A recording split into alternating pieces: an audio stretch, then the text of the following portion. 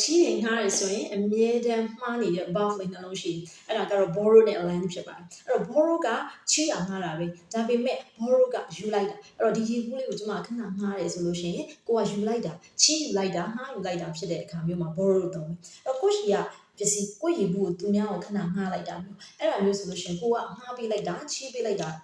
မျိုးဖြစ်တဲ့အတွက်အဲ့ဒါမျိုးကို lend လို့သုံးပါမယ်။ Okay ချီးယူရင်ငှားယူရင် borrow ဖြစ်ပါတယ်ချီးပေးလိုက်တယ်ငှားပေးလိုက်တယ်ဆိုရင် lend ဖြစ်ပါတယ်။အဲ့တော့ဒါလေးကိုသိကြသွားအောင် example လေးနဲ့ကြည့်ကြည့်မယ်။ I always blank books from the library. They blank them for free. အဲ့တော့ပထမ blank လေးကတော့ကျွန်မကစာကြည့်တိုက်ကနေအမြဲတမ်းစာအုပ်တွေကိုငှားပါတယ်တဲ့ဆိုတော့ဒါဆိုစာအုပ်တွေကိုကျွန်မကစာကြည့်တိုက်ကနေငှားယူတာပေါ့နော်အဲ့ဒါဖြစ်တဲ့ယူတာဖြစ်တဲ့အတွက်ဒါ borrow သုံးရမယ်ဒါဆိုရင်ပထမကွက်လက်လေးက borrow ပါအဲ့တော့ I always borrow books from the library ဒုတိယကွက်လက်ကသူတို့တွေက the library ကလူတွေကပေါ့နော် blank them for free တဲ့အဲ့တော့ဒီစာအုပ်တွေကိုတဲ့ free ပေါ့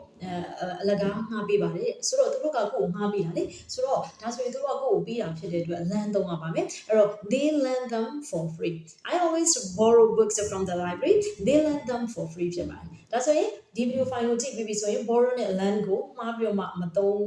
ဖြစ်ဖို့သတိထားပေးရပါမယ်နော် Okay ဗီဒီယိုလေးကိုဆုံးဖြတ်ကြည့်ပေးတဲ့အတွက်ကျေးဇူးတင်ပါတယ်အင်္ဂလိပ်စကားကိုအခြေခံကနေကျွမ်းကျွမ်းကျင်ကျင်ပြောတတ်ချင်တယ်ဆိုရင် Brilliant Future English စာသင်တန်းမှာရှိတဲ့ Basic English Speaking Course ကိုသင်ယူလို့ရပါတယ်